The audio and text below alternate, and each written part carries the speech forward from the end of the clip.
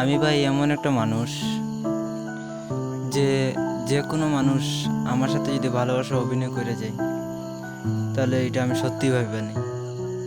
কারণ আমি মানুষের প্রতি মানুষটারে বিশ্বাস করি যে আমার সে সত্যিকার ভালোবাসে, কিন্তু দিন শেষে দেখি সে আমার সাথে টাইম পাস করে।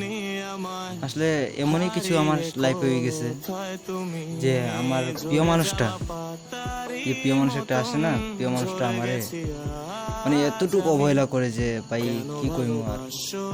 ভাই এই যে প্রিয় মানুষটার জন্য অত কান্না করছি, অত যে ভালোবাসছি তারে, তারপর আমার পাওয়ার আশাটা যে পূর্ণ হইব, এটা আমি একেবারে ভাবতে পারিনি। মানে এই যে পাইমু এটা ভাবলে একেবারে কেমন যে মনটাই লাগে। আসলে প্রিয় মানুষ যে পাওয়া যায় এটা আমার পক্ষে বোঝা যাচ্ছে না যে তার পাইমু কই।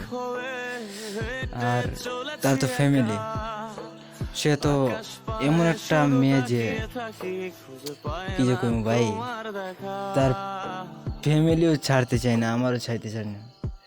আরে তার ফ্যামিলি চাই, এখন আমারও চাই।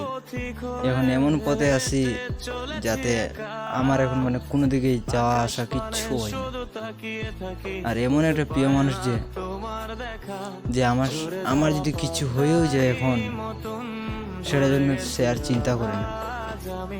আর এই যে প্রিয় মানুষটা, প্রিয় মানুষ প্রিয় মানুষ বলতে যাকে যদি একবার আই লাভ ইউ বলে দিই তাহলে সেটা একজন প্রিয় মানুষ। যাকে ভালোবাসি তাকে আমি আই লাভ ইউ বলতে পারি, কিন্তু মন থেকে যেটা আই লাভ ইউ শব্দটা, সেটা সত্যিকার ভালোবাসা।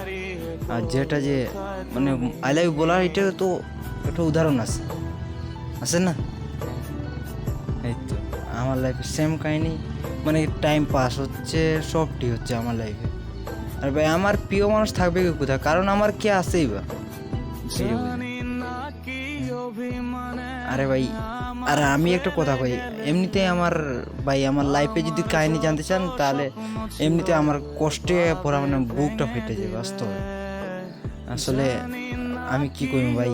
তো শোনো, এটা বাদ তো গেছে, যেটা হয়েছে হয়েছে, বাদ তো। আর কাহিনীটা এতটুকু রইলো ভাই, এখন পরের দায় বলবে তার বাদের কাহিনীটা, ঠিক আছে? আচ্ছা ভাই, এখন শেষ হইলো, ভালো আচ্ছা। থাকবেন আপনারা।